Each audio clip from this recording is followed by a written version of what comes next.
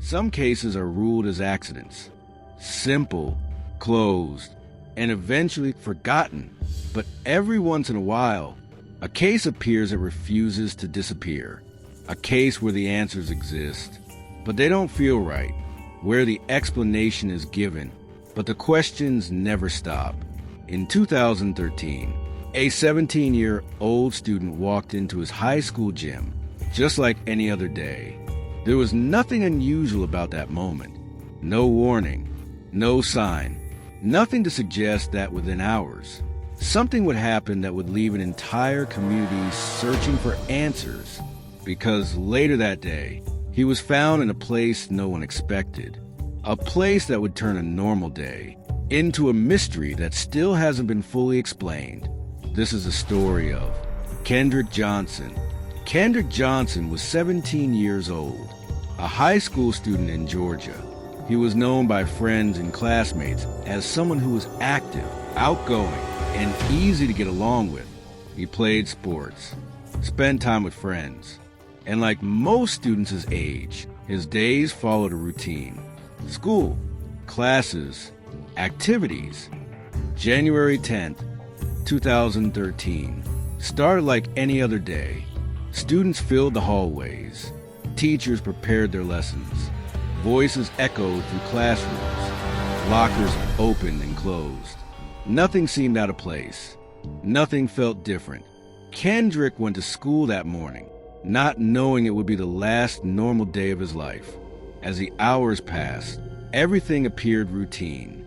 Until at some point during that day, Kendrick disappeared, and no one noticed. At first, his absence didn't immediately raise alarm. Students move between classes. Schedules change. People come and go. But as time passed, something felt off. Kendrick didn't return home.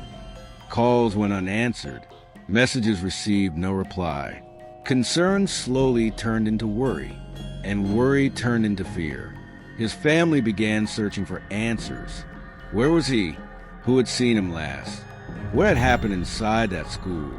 Time continued to pass, and with every hour, the situation became more serious. Until the next day, when everything changed. On January 11th, students entered the school gym, a place that had likely been visited hundreds of times before. Familiar, ordinary, routine. But that day, something was different. Inside the gym, there were large rolled-up mats, used for sports, standing upright, stacked side by side.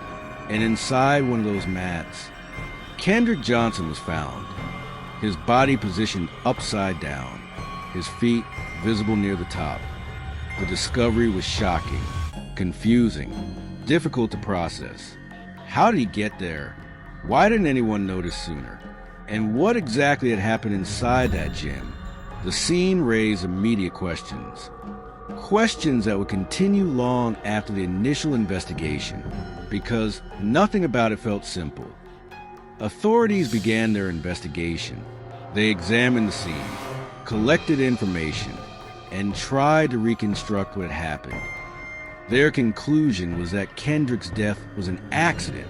According to the official explanation, he had climbed into the mat to retrieve a shoe. Students sometimes stored shoes inside the mats. If the shoe fell to the bottom, it would require reaching down to get it. Investigators believed that Kendrick entered the mat, became stuck, and was unable to pull himself out. Over time, he lost consciousness, and the situation ended tragically. The case was ruled an accidental death. Closed. But for many people, that explanation didn't feel complete. Almost immediately, questions began to surface. Kendrick's family did not accept the official explanation. They believed there was more to the story. They pointed to details that didn't seem to make sense. They asked questions about the investigation, about what was found, and what was missing. The case began to gain attention. Online discussion started. People began analyzing every detail, every report, every image, every timeline. Some believed the accident explanation. Others believed something else had happened. The more people looked into the case, the more divided opinions became. And that division is what kept the story alive. Years have passed since 2013, but the story of Kendrick Johnson has not disappeared. It continues to be discussed, debated, questioned, because cases like this don't just end when they are closed. They continue in conversations, in theories, in unanswered questions. Was it truly an accident? Or is there something that hasn't been fully understood? That question is what keeps this case alive. Sometimes, the most unsettling stories are not the ones without answers, but the ones where the answers don't feel complete, where something doesn't sit right, where questions remain, even after everything is said and done. And maybe that's why this story continues to be told, because, in the end, some mysteries don't disappear. They stay, waiting for answers that may never come.